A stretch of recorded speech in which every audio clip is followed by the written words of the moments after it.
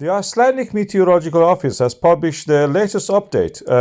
Most of it is what I've already covered, so I'll just add a video at the end of it. So there is a few charts that I explained. The first one shows the number of the earthquakes per day. As you can see, as the days goes on, we have a number of earthquakes increased since the eruption in the March 16. And as you can see here, the trend is actually going down because this volcano is dying down. We have two clusters of these earthquakes. One is near the Svartsengi, that is where the eruption is happening. We can call it magmatic. And the second one is concentrated around the town of the Grindavik. Thus we can call it tectonic. And it makes sense because this is the boundary of the Americas and Eurasia. Where is exactly on the eruption site? Away from it in the Grindavik, we don't have that magmatic eruptions. The next chart shows the magnitude of the earthquake. You see some of them have a negative magnitude.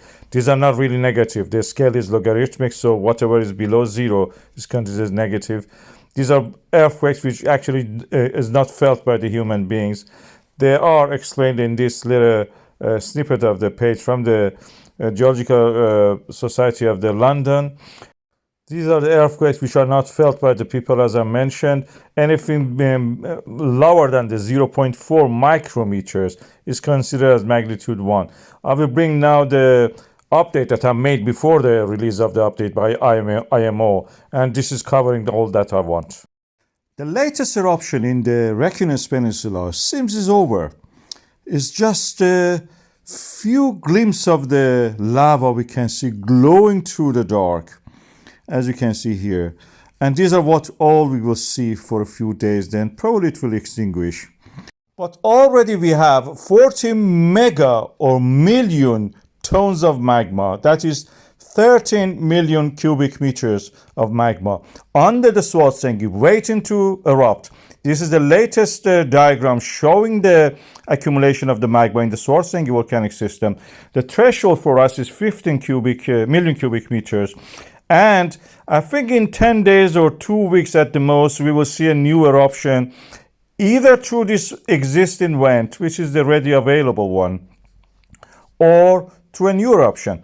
The land is rising, continuation of the land rise. You can see it even in this, GPS data we have visualized for you in 3D. And the steep rise of it is yet evidence for that the magma is accumulating in the shallower source under the Svartsengi, where it is already erupted 3 times before this.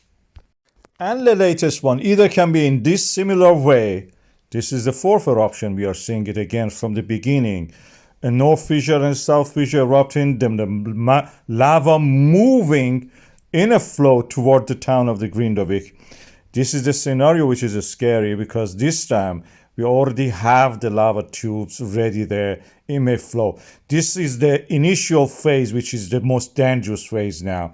This is according to the Icelandic Meteorological Office. We know that this proximal pyroclastic mantle, it just was limited to around where it was near the cone of the volcano. Any spillover like this one was limited to that. But we are seeing that already the construction work around the Grindavik is started. This is the caterpillar effect. It shows the shifts of the workers working to build the new defense walls. And that shows the time that they turn machinery over and turn it off and pass it to the next shift. The work is continuing now, day and night, as you saw in the diagram. That's the tremor chart that shows us how they're working. And we see the new wall will be built inside the old wall and higher, more than 8 meters. We have to build it down. And that shows the serious threat that Grindavik is facing. We already had an eruption. The magma has reached almost the critical limit for eruption, and already parts of the wall are breached by the smaller tongues of lava. We are going to have a bigger one, most likely, in a few days' time.